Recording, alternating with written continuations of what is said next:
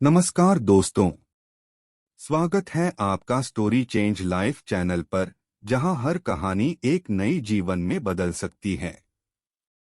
Like करें, subscribe करें और बेल आइकन को दबाएं ताकि आप हमारी हर नई वीडियो से अपडेट रहें। कहानी इस प्रकार है कि एक दिन तेनालीराम को रानी तिरुमाला ने संदेश भिजवाया कि वह बड़ी मुश्किल में हैं और उनसे मिलना चाहती हैं। रानी का संदेश पाकर तेनालीराम तुरंत रानी से मिलने पहुंच गए। तेनालीराम ने कहा, रानी जी, आपने इस सेवक को कैसे याद किया? इस पर रानी तिरुमाला ने कहा, तेनालीराम, हम एक बड़ी मुश्किल में फंस गए हैं। तेनालीराम ने कहा, आप किसी भी तरह की चिंता बिल्कुल न करें और मुझे बताएं कि आखिर बात क्या है। तेनालीराम की बातें सुनकर रानी की आंखें भर आईं। उन्होंने कहा, दरअसल महाराज हमसे बहुत नाराज हैं। तेनालीराम ने कहा, लेकिन क्यों?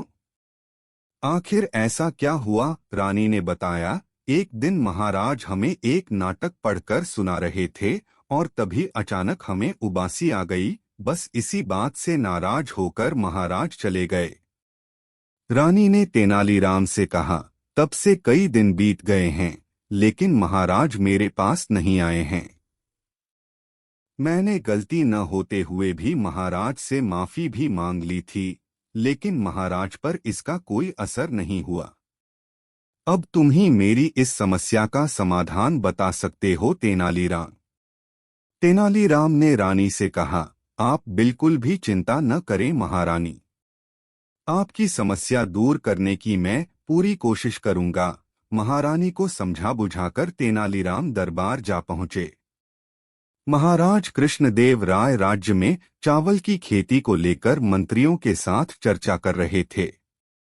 महाराज मंत्रियों से कह रहे थे, हमारे लिए राज्य में चावल की उपज बढ़ाना आवश्यक है। हमने बहुत प्रयास किए। हमारी कोशिशों से स्थिति में सुधार तो हुआ है, लेकिन समस्या पूरी तरह खत्म नहीं हुई है। तभी अचानक तेनालीराम ने चावल के बीजों में से एक एक बीज उठाकर कहा, महाराज अगर इस किस्म का बीज बोया जाए तो इस साल उपज कई गुना बढ़ सकती है।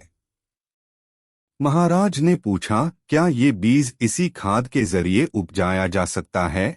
इस पर तेनालीराम ने कहा, हाँ महाराज, इस बीज को बोने के लिए और कुछ करने की जरूरत नहीं है। परंतु महाराज ने पूछा, परंतु क्या तेनालीराम? तेनालीराम ने जवाब दिया, शर्त यह है कि इस बीज को बोने, सींचने और काटने वाला व्यक्ति ऐसा होना चाहिए जिसे जीवन में कभी उबासी न आई हो और न ही कभी उसे उबासी आए। यह बात सुनकर महाराज ने भड़कते हुए कहा, तेनालीराम, तुम्हारे जैसा मूर्ख व्यक्ति मैंने आज तक नहीं देखा। महाराज ने बिगड़ते हुए कहा, क्या संसार में ऐसा कोई होगा जिसे कभी उबासी न आई हो? तेनालीराम ने कहा, ओह, मुझे माफ करें महाराज, मुझे नहीं पता था कि उबासी सबको आती है। मैं ही नहीं, महारानी जी भी यही समझती हैं कि उबासी आना बहुत बड़ा अपराध है। मैं अभी जाकर महारानी जी को भी यह बात बताता हूँ। तेनालीराम की बात सुनकर पूरी बात महाराज की समझ में आ गई। वे समझ गए कि तेनालीराम ने यह बात उन्हें सही रास्ता दिखाने के लिए कही थी। उन्होंने कहा, मैं खुद जाकर यह बात महारानी को बता दूंगा। इसके बाद महाराज तुरंत महल जाकर रानी से मिले और उनके साथ सभी शिकायतों को दूर कर दिया। कहानी से सीख। इस कहानी से हमें यह सीख मिलती है कि किसी को बिना गलती के सजा नहीं देनी चाहिए। धन्यवाद दोस्तों कि आपने हमें देखा। लाइक करें, सब्सक्राइब करें और बेल आइकन को दबाएं ताकि आप हमारी हर नई वीडियो से अपडेट रहें।